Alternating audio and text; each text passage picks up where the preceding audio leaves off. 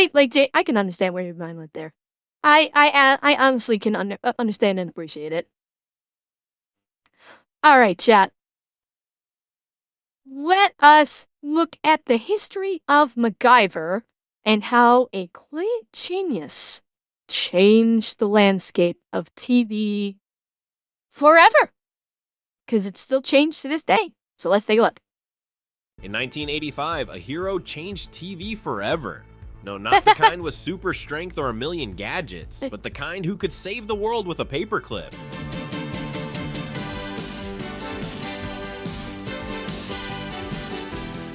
But here's the thing, MacGyver almost didn't exist. That's right. Really? The character was the result of a failed TV pitch, a writer's creative block, and a desperate caffeine-fueled brainstorm that turned into one of TV's biggest cultural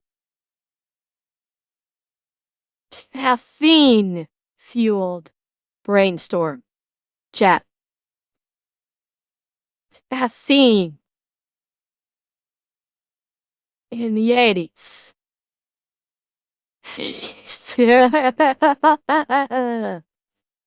Yeah, caffeine.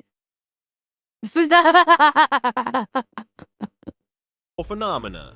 Ready to hear how a character with no gun, no gadgets, and no real plan became an international icon? Well, buckle up, because this is the origin story of MacGyver, the show that was almost never made. The ultimate test. What?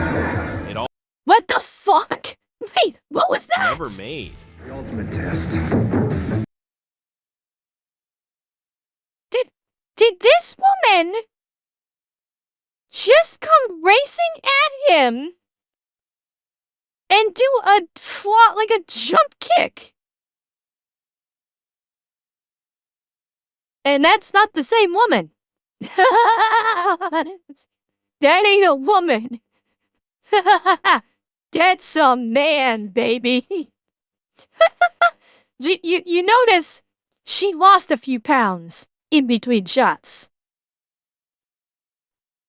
You'll notice she lost a couple pounds in between shots here. It all started in 1985 when writer and producer Lee Yeah, David stunt double, Zlotoff obviously. was fresh off some successful TV work on shows like Hill Street Blues and Remington Steele. But then Henry Winkler's production company came calling. Winkler was looking for a new show for ABC, something big, something different, something that could capture the attention of American audiences. The idea I never knew Henry Winkler had a production company. That's something new. I had no idea he had a production company. Does anybody know what it's called? What is... I doubt it's still in operation, but does anybody know what Henry Winkler's production company was called? idea? A single lead action adventure series called Hourglass. So far so good, right? Well, hold up, because the concept came with a twist, a pretty complicated one actually. Hourglass was supposed to take place in real time. Yup, each episode would represent exactly 1 hour of the character's life, which meant the story was restricted to that short time frame. Oh my god! Oh my fucking god! Yeah! I wonder if this same person, if they were still alive, pitched this concept to Fox and thus they tried again with Fox this time, and it worked, and it was and they did 24 hours. Who was it? Hang on, let me hear who this person was again. Hang on. Work on shows like Hill Street producer Lee David. Let me hear. Hang on. It all started in 1985 when writer and producer Lee David Zlotoff was. Okay. Someone in chat. This is Lee David Zlotoff. Someone look up 24 and see who is the lead, who basically created it for Fox. I'm curious if it's him. But then Henry, something big, a singled up because the concept came with a twist, a pretty complicated one actually. Hourglass was supposed to take place in real time. Yup, each episode would represent exactly 1 hour of the character's life, which meant the story was restricted to that short time frame. Sounds ambitious, but Zlatov quickly realized it was more like a creative death trap. How do you develop a character and tell a deep, engaging story in just an hour of real-time action? It was a serious challenge. And Fox did it. Fox pulled it off years later. Here's where it gets worse. ABC also insisted that the show needed to be episodic, meaning each episode had to be self-contained.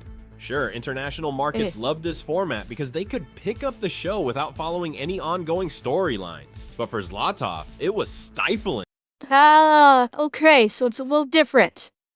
A little different 24, whereas it was 24 episodes and per season, and each episode was 1 hour.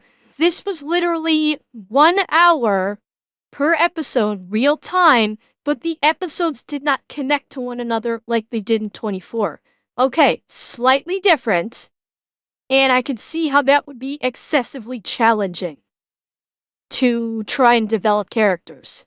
If if each episode did not connect to the one that followed it like it did with 24. Yeah, I can certainly appreciate how that would become a narrative dead end or a creativity dead end. Had to be self-contained. Sure, international markets loved this format because they could pick up the show without following any ongoing storylines. But for Zlatov, it was stifling. He needed room for character development, depth, and recurring themes. After all, real-time action and one-off episodes don't exactly scream longevity. So with Well, I mean, Zed, it's basically because in 24, the entire season was high octane. Everybody was awake for everybody was awake for 24 hours. Because it was, 24 was like a national emergency situation, so nobody slept. little choice, Zlatov kept throwing pitches at ABC, and they kept saying no. By now, Zlatov was in full-on panic mode. None of his ideas were sticking. ABC was pushing for more, but he had nothing left. So he did what every writer does in times of crisis. He gathered a group of friends for an all-night brainstorming session. The clock was ticking. They needed a fresh, exciting idea that could... How ironic, given the show that he originally wanted to pitch, that the clock was now ticking on him to make a show, considering the first show that he pitched. Turn this disaster of a pitch into something groundbreaking. As the night dragged on and frustration levels peaked, one of the writers casually threw out a line that would change everything. What if the hero has nothing? At first, it sounded like a joke. A hero without gadgets? No weapons? No high-tech gear? Who would watch that? But then, like a lightning bolt, the idea hit. What if their action hero wasn't like Rambo or the A-Team? What if instead of fists and firepower, their guy used his brain? A hero who solved problems not by brute strength, but by improvisation. The room lit up. They knew. And, I mean, don't forget, this was back in the 80s. The 80s was all about big explosions, big action. The heroes had big guns, superpowers, all that kind of, they were big, tough, manly men that could, do, you had your Stallones, you had your Schwarzeneggers, all of that. The idea of basically more of an everyman who is just smart in the 80s was practically unheard of outside of maybe soaps or sitcoms. For an action star, this was unheard of. And this is what made it revolutionary. Knew they had something special, but there was Die one Hard more came problem. out later. What the hell do you Die call Hard a guy came out like after that? this Great House. The team had their hero, but now they needed a name. In the brainstorming session, the writers had been tossing around placeholders like MacGyver or this guy, but that wasn't going to cut it. They needed something that captured the character's rugged charm and problem-solving genius. So the idea of calling the hero MacGyver was floated, but it felt a bit too generic. After playing with the name, someone suggested MacGyver. It had a certain ring to it. The tough, yet clever, It did. rugged, yet smart. And just like that, the character had a name. With the concept and the name locked down, Zlotov pitched it to ABC. And guess what? They loved it. What's so funny? It's not only the name that's iconic. His outfit. This is the MacGyver outfit. Khaki pants, white button-down shirt, brown leather coat. This is like the MacGyver uniform too. And brown boots. This outfit is just as iconic as his name. ABC. And guess what? They loved it. The green light was given for a pilot, and the race was on to bring this unconventional hero to life. Monday, an unstoppable machine. No machine is invincible. This one is. The ultimate challenge. The next step, Wait, cast who was that? Who was that? That? What? Who is that? Whose voice in particular sounded familiar? What is that?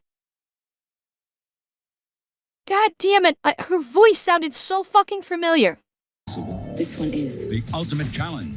The Damn next it, step, no, it's not casting Sigourney someone Weaver. who could embody this one-of-a-kind action You're hero. thinking of someone else, Mark. Producers needed someone who could pull off being both intelligent and charming. A guy who could think his way out of a problem rather than punch through it. The problem was, most of the actors who auditioned... I don't know who that was. It's like tickling the back of my mind, but I can't think of who. That is why we have term MacGyvering in our language today. Yeah? Exactly, seriously. No, I don't think it was Aussie or British sounding, but it's like, she didn't really have an Aussie or British accent. But damn it if she didn't sound familiar. Treated the role like any other 80s action star. Tough, stoic, and with more biceps than brain cells. They didn't get it. Then Richard Dean Anderson walked in. Best known for his work on General Hospital, Anderson wasn't your typical action hero. He wasn't trying to be. He brought something And jury different, rigging is an still a everyman thing. quality, a vulnerability, a sense of wit. During his audition, Isabel Lucas? Is that who that was, Dragon? What do I know? Why does she seem so familiar? I wonder why she seemed familiar to me. I know. I'll look her up and keep that name in your pocket, Dragon. I'm gonna look her up afterwards. Wait, Richard Dean Anderson is in Fallout? Really? He's in Fallout 1? No kidding. And yeah, I mean, this show did, we have the term MacGyver and MacGyvering because of this show. different, an everyman quality, a vulnerability, a sense of wit. During his audition, he even used his own glasses as a prop, thinking on his feet like the character would. It was perfect. Anderson wasn't trying to be a muscle-bound hero. He was playing the character exactly as the producers had envisioned. A man who relied on his brain, not brawn. Anderson nailed it, and he was cast as the lead. Now all they had to do was film the pilot. Easy, right? I was gonna bring that up, Jose. The pilot episode of MacGyver was directed by Jerry Friedman, who had a background in drama. But Henry Winkler and John Rich, two of the show's producers, came from a comedy background, which created Wait! Henry Winkler produced this? Really? I had no idea. Like, I realized this production company, I didn't realize he was a producer for this show. Huh? Well, no, that's what I'm saying. That, like, I know it's his production company. I don't know. I didn't realize he signed on as a producer as well. Of MacGyver was directed by Jerry Friedman, who had a background in drama. But Henry Winkler and John Rich, two of the show's producers, came from a comedy background, which created instant tension. Friedman envisioned something slow and nuanced, while Winkler and Rich wanted snappy, fast-paced action. The creative clash got so intense that by the time the pilot was finished, Friedman hated the final product so much he demanded his name be removed from the credits. He used the infamous pseudonym Alan Smithy, a name used by directors who want nothing to do with their projects after they're completed. Despite the behind-the-scenes drama, the pilot episode established the formula that would make MacGyver a household name. Yeah. A hero who solved... No kidding. He clearly had a serious case of regret after making that decision, considering what comes next. This is one of the few times where someone choosing to have having to be credited as Alan Smithy goes the opposite direction, and it ends up being a hit. Impossible problems with everyday objects, outsmarting the bad guys with his cleverness instead of his fists. But even after the pilot aired, MacGyver wasn't an overnight success. In fact, things weren't looking good at all. Ratings were low, and ABC was considering pulling the plug after just one season. To make matters worse, production costs in Los Angeles were sky high, putting even more pressure on the show to perform. Things were not looking good. Sunday, he's indispensable. He's ingenious. Then out of nowhere, an unlikely savior stepped in. Monday Night Football, as ABC decided to pair MacGyver with its football programming, giving the show a massive boost in visibility. Suddenly, more people were tuning in, and the show began to find its audience. It was a risky move, but it paid off, and MacGyver was given a second chance. By the time the show reached its third season, production costs were still a major issue. Filming in Los Angeles was simply too expensive, and the show was at risk of being canceled again. The solution? Move production to Vancouver, British Columbia. That's so many productions went from LA to Vancouver in the 80s and the 90s.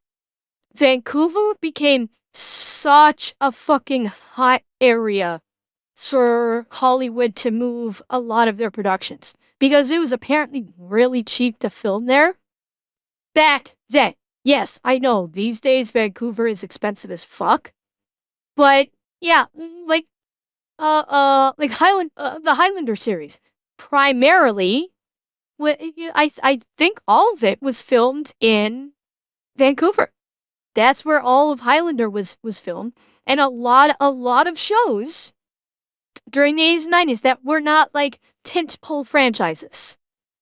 They were filmed in Canada. A lot of the cable TV shows, like a lot of the cable TV series, they were filmed in Vancouver because it's simply just a hell of a lot cheaper to shoot in Vancouver than it is in Hollywood. The city offered a wide variety of landscapes, forests, oceans, city streets, perfect for MacGyver's globe-trotting adventures, but at a fraction of the cost of filming in LA. The move to Vancouver not only saved the show's budget, but also allowed for more diverse storylines and ambitious action sequences. It was a win-win, and MacGyver was able to continue its run without breaking the bank. As MacGyver entered its fourth and fifth seasons, the show's popularity skyrocketed. It became more than just a TV show. It was a cultural movement. Fans all over the world were inspired by MacGyver's creative problem-solving skills and his refusal to resort to violence. And I said this before when we watched that, like, favorite TV shows of the 80s. The subscription counts for Popular Mechanics went through the fucking roof when MacGyver became popular, because he always brought it up in the show that he loved reading Popular Mechanics, and so every young boy, because it was primarily young boys who probably watched the show, that watched MacGyver said, "Mommy, Daddy, I want to read Popular Mechanics just like MacGyver so I can be just like MacGyver." And I'm betting you Popular Mechanics had a very significant surge in subscription counts when MacGyver was on the air. The character's influence was so profound that MacGyver became a verb in the Oxford English Dictionary, this is before meaning my to time. make or repair something in an improvised or inventive way, using whatever items are at hand. Talk about cultural impact. But MacGyver's influence didn't stop there. The character became a symbol. Jose, I'm guessing he was just someone who just did not like guns. There are, even back in the 80s, there were people that just, they didn't like guns because they didn't want to actually hurt people. That's all. Yeah, and yes, and you're right, Revan, probably also an increase in sales of Swiss Army knives. Yeah, Symbol of nonviolence and resourcefulness, inspiring people to think outside the box in their everyday lives. From disarming bombs with paper clips to building makeshift tools out of chewing gum, MacGyver showed that no problem was too big to solve if you had the right mindset. I also had a subscription to Popular Mechanics. Did you? Nice, Jersey. MacGyver. After 7 seasons and countless paperclips, MacGyver's time came to an end in 1992. Richard Dean Anderson was physically exhausted from performing many of his own stunts, and the show had run its course. The 7th season was the shortest of them all, with just 13 episodes, but it gave the character a proper send-off. In the final episodes, MacGyver discovers that he has a long-lost son and retires from the Phoenix Foundation, bringing his journey to a close. Even after the original series ended, MacGyver refused to disappear from the cultural radar. Reruns kept the character alive, and 2 made-for-TV movies were released in 1994. In 2016, CBS attempted a reboot with actor Lucas Till stepping into the role of a younger MacGyver. While the reboot never quite captured the magic of the original, it did introduce the character to a new generation of viewers. So how did a man with nothing but a paperclip become a global icon? Through sheer ingenuity, perseverance, and the belief that no problem is unsolvable. From a rejected pitch to one of the most beloved shows of all time, the story of MacGyver proves that sometimes all you need is a little creativity and a lot of duct tape. Thanks for watching, and don't forget to subscribe for more awesome content. And, I mean, what credit where it's due.